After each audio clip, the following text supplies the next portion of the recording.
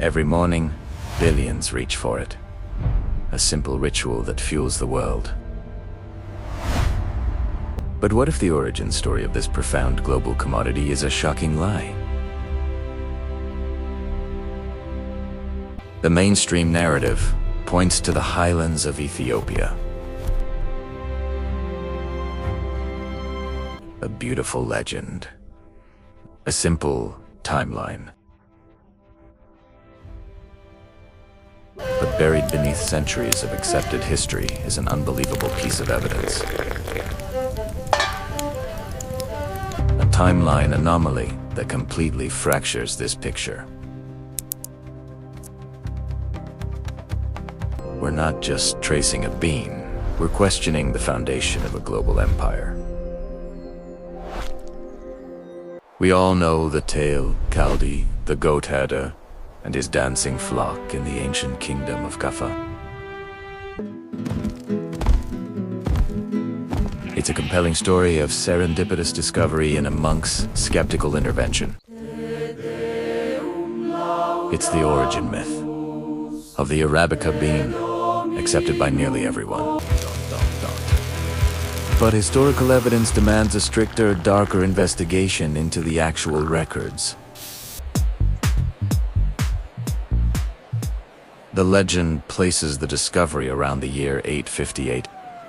Yet, 4 centuries after, there is almost zero credible, written documentation of coffee consumption in Ethiopia. For a product that would soon dominate global supply chain trade, this absence in the historical record is, frankly, alarming. How could something so vital to the global supply chain vanish for 600 years? That's where the timeline anomaly begins to tear the legend apart.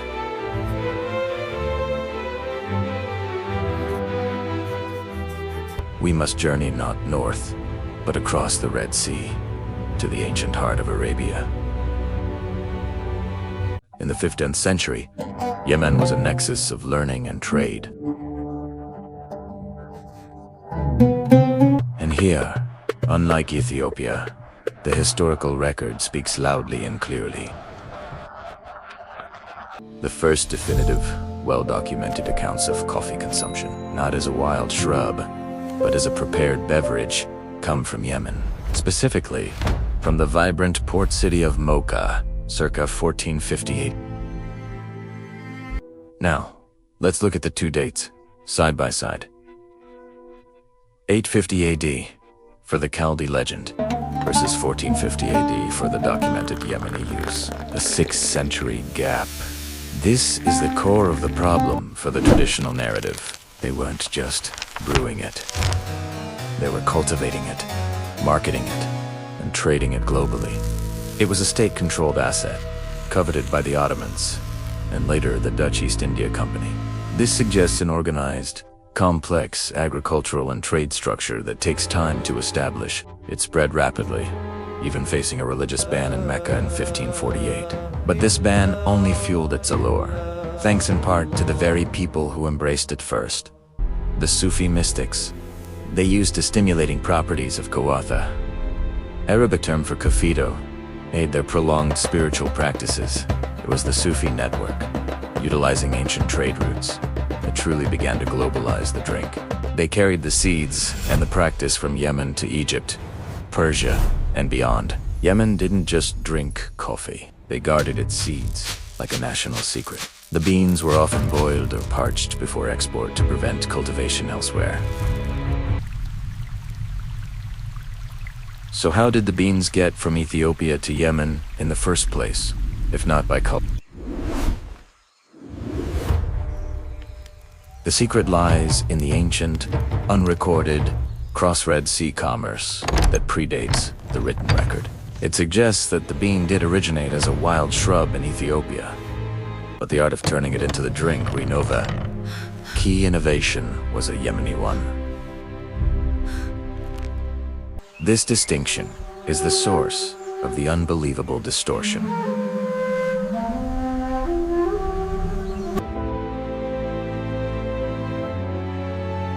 Why is the Kaldi story so emphasized, while the documented Yemeni period is often dismissed?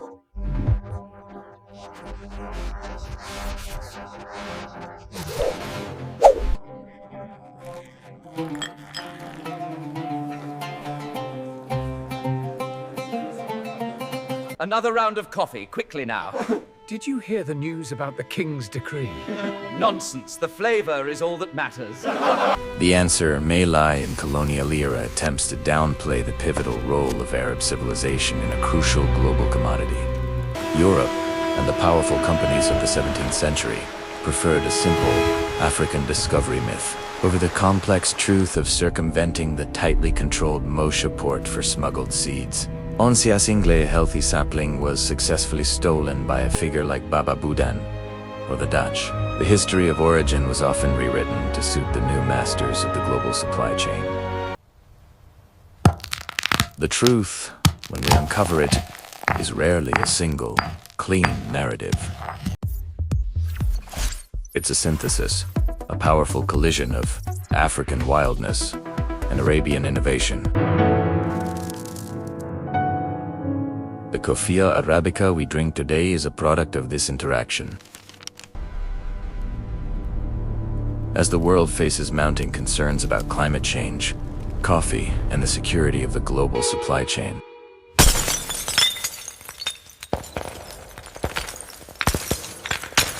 we must turn back to these ancient origins to understand the bean's genetic diversity. The fragility of the current monocrop system is a shocking consequence of this forgotten history. We must respect the wild Ethiopian roots, where the delicate coffee flower first bloomed. But we must equally acknowledge the pioneering, commercial, and spiritual innovation that took place in Yemen. To accept only the Kaldi legend is to accept a convenient half. To see the full picture is to appreciate a profound and unbelievable historical interplay. To see the full picture is to appreciate a profound and unbelievable historical interplay. The original coffee berry was a resource, but the kawa was an invention that sparked a global craze. The powerful pool of espresso, the steam rising from your morning cup. It all started with a simple question mark in the annals of time.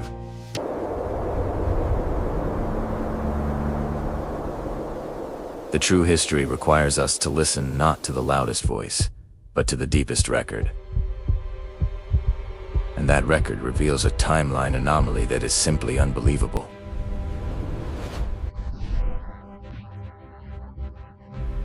What does this all mean for us today?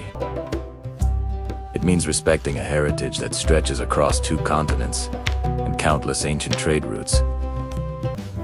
It means celebrating the wild variety of Ethiopian beans and the enduring legacy of Yemeni cultivation. The truth is rarely simple, but it is always more fascinating. Every sip of coffee is a communion with this vast, secret history. The key to uncovering our future in coffee lies in accepting this complex past. From spices and silk to this powerful black liquid, the Arabian Peninsula was always the gateway. The shocking truth has been revealed. It's time to rewrite the coffee books. Subscribe to uncover more secrets hidden in plain sight.